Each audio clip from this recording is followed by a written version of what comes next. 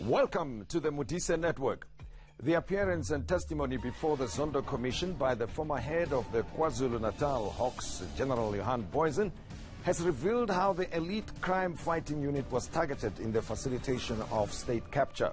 The allegations of corruption at the Commission confirm the involvement of senior politicians and public officials in acts of corruption and theft, and these have caused financial damage to the state, and this has been counted in hundreds of billions of rands over the past 10 years. The problem is this money was paid for by citizens who are taxpayers and for the benefit of all South Africans. But what the country was left with are collapsed services in most of the municipalities and heavily indebted but underperforming state-owned entities. There are several high-profile cases that have been covered in the media, including the Gupta-led Freire Dairy and Tegeta mine cases, as well as the Bosasa operations where several politicians were allegedly on the payroll. There are many other cases, but the Hawks have been nowhere to be seen except for few reports of them hovering rather than pouncing. So, what is ailing what should be South Africa's crime-fighting unit? I will be talking to the head of the unit in a moment, and after that I have a chat with the low-key but highly involved Deputy Minister of Education, Enver Sethi, about his career in politics and in education, spanning over 25 years. He has been involved in the drafting of parts of the Constitution and been in charge of the Justice Department as Minister, and in recent years as Deputy Minister of Education. But first, we talk to the head of the Hawks, Dr. Godfrey Lebeya.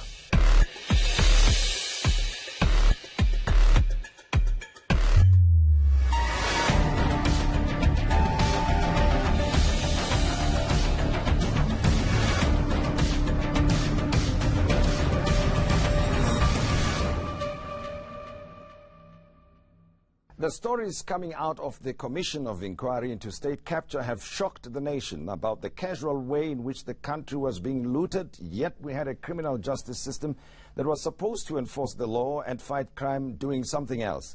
The Directorate of Priority Crimes, otherwise called the Hawks, found time to fight each other at the top, according to the testimony of General Godfrey Lebeya at the Zondo Commission. The head of the Hawks is Dr. Godfrey Lebeya. He's here to tell us more. And we invite you to be part of the network using the hashtag Modise Network. Share your comments with us on Twitter and other social media platforms. Dr. Lebeya, a pleasure to have you with us. Thank you for joining us. Thank you, sir. As I'm already saying, what we're hearing coming out of the Zondo Commission is shocking and disappointing to a lot of people, that at the top of the Hawks we had this infighting when Anwar Dramat, as the head of the Hawks, was removed, and then General Godfrey was removed as head of the KwaZulu-Natal unit, and Shadrach Sibiya as head of the Hawks here in Gauteng. To what extent have these dismissals affected the work of the Hawks? I think that the movement from that era has affected the Hawks immensely. During that period, we have lost no less than 100 of highly trained, experienced officers in the Hawks. So based on that, it means that we have got to correct ourselves and try to bring back all those skills that we shall have lost. And already during the first of last month, we have managed to get at least 38 seconded members from the greater SAPS in an attempt to close those gaps. Among them are the well-experienced trained officers, one of whom, a brigadier, has been leading the investigation in KwaZulu-Natal that we have assigned to lead a task team that I think you shall have noted that there has been arrest of a number of officials who were looting the eThekwini municipality with regard to rubbish removal. So that is part of the team that we have actually enhanced. We are capacitating that environment. So we have established a project that we call Project Reignition. We know that we have got to reignite the DPCI so that it can go back to what is expected of the DPCI. When you say project reignition, what does it entail? What does it mean? You reignite. Yeah, you how so? restart. Yeah. That means that somehow we acknowledge that we were affected. So the performance of the DPCI was not what is expected. So we now reigniting. What are your, what are the outstanding cases that you think you should be working on as the Hawks that you are not working on? Because members of the public can give you any number. We're thinking of the Friede Dairy story, for instance, the Tegeta matter at Eskom, and many others throughout the country that people wondering, but where are the Hawks? And as I said earlier before we started this interview, that one of my colleagues was talking about the Hawks always hovering but never pouncing, and people wonder, what do they regard as priority cases here? The cases that we are handling cannot always be looked at with the same understanding of the seriousness. But taking it from the mandate of the Hawks is that we are looking at serious organized crime, serious commercial crime, and serious corruption cases. So as of now, we are sitting with no less than 16,000 cases. So out of 16,000 cases? 16,000 that you cases. have to investigate? Yeah, criminal cases. Okay. And we also have got no less than 3,000 inquiries. So overall, we have got no less than 19,000 investigations that we are dealing with. And what is your capacity before I ask about our capacity? The priority cases. Our capacity is 2,500 officials. Yeah. And we are working on increasing that, as I have already indicated, that we have received additional 38. And we are working on that so that we can capacitate the DPCI further. So of these cases, the 16,000 that I'm talking about, more than 5,800 are already on the court roll. So there are cases that are on the court roll. Trial are being had, some are being finalized, and over and above, we have got no less than 1,800 that are ready, that we have given the National Director of Public Prosecution to make a decision. And I'm happy that before I come here, we had a meeting with which we normally have. The National Director of Public Prosecution have assigned 4 advocates to come and sit with us when we assess some of the cases. We have prioritized 100 cases out of the cases that I was talking about.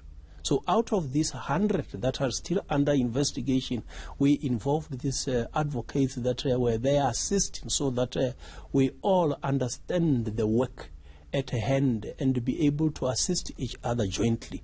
And I'm happy that among them we are getting direction that we will soon be making some inroads in those. Let me go back to the ones that people know about. And people know about these partly because of the involvement of the Hawks in those investigations. For instance, we saw the high-profile and broadly covered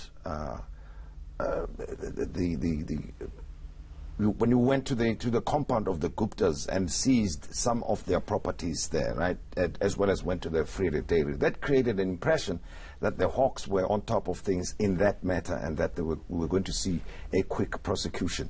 And the case did not go anywhere. Have you abandoned the case now? We have not abandoned the case. Among the cases that we were looking at today include those of the Estina Dairy. As we shall have indicated in the past during various sessions that we were briefing the public, there are mutual legal assistance that is needed to cover 2 areas. And once those have been received, I think a decision will be made to go back to court. Well, tell me, to your mind, I mean, you are in the thick of things, you are working, right? And we want information as the media and as the public. What is it that you can share with us that you can give us comfort to say you are on top of these things, especially in terms of the widely publicized cases? Which cases are receiving your priority attention currently? Among the cases that we are receiving attention, as I have indicated, that you have got the 100 that we have selected and say that they need to receive priority attention. Some of this you shall have noted that about 23 of them we often go and brief Parliament about them. You have got matters such as the VBS, and we have put a team, we have strengthened the team that is working on those. And we are hopeful that I will soon be making some move. You have got matters that are generally classified as state capture. It is various legs within the state capture, and I think some of them you shall have seen the matter of Bosasa that we have also moved on a particular leg that was ready, which obviously has been going on the investigation for some time, but at least we have secured some of those that need to be secured in court. And a part of the information that comes during the state capture, in line with the promulgation by the state president, we continue to gather additional evidence, because those that are being provided at the commission is just but one part of sometimes people who incriminate themselves, who when it comes to criminal court may be different. We obviously engage the advocates, those who represent them in this matter, to see what type of person is this one. Is this a witness? Is this a suspected person? If it is a witness, in terms of which law, and how do we approach this? And are there other additional matters that we need to be looking at? So we package those and ensure that each matter is investigated in line with the Criminal Procedure Act, not in line with the Commission. From your point of view, what is the extent of corruption, you think, within the state and the involvement of politicians in such corruption? As you shall have noted during the state capture inquiry, there are various names that have been cited in those testimony. And then there are also other matters that we investigate emanating from the municipalities. At times, you can find that they go higher up. And during those investigations is where, from time to time, you'll find senior officials, some of them politicians, obviously at different levels. You start from the councillors and the like. And we have already made some arrests with regard to some of those. You shall have noted in the Free State, the KwaZulu-Natal, we have gone to Gauteng. There are also other areas that we are about to be moving in. Most of the cases that you are investigating, where are they concentrated, at least at municipal level? Yeah, at the municipal level, that is where I think that a lot of money is being utilized there. I said that's where a lot of looting is taking place. That is where service delivery is supposed to be taking place, and that is where, unfortunately, some of the tenders that are being issued are not delivering the service that the people are expecting. And which province would you say is the worst affected? From time to time we receive information. I think when we effected arrest in KwaZulu-Natal, we were now getting other information that, oh, thanks, you have done this one, come to this other municipality. So we rule out no area that this is the only area where there is concentration. We have got matters that we are investigating KwaZulu-Natal. I have already indicated the Free State. We have got matters in the Eastern Cape. We have got matters in Gauteng. We have got matters in the Northwest. In Limpopo, we hear about this investment, the VBS and the like. In Mpumalanga, there are other matters. So we can't exclude any province as long as there are municipalities that are involved in these irregular activities. We will be pouncing on them. I'm talking to Dr. Godfrey Lebeya, and we'll be continuing with our conversation with the head of the Hawks after the break. Don't go away.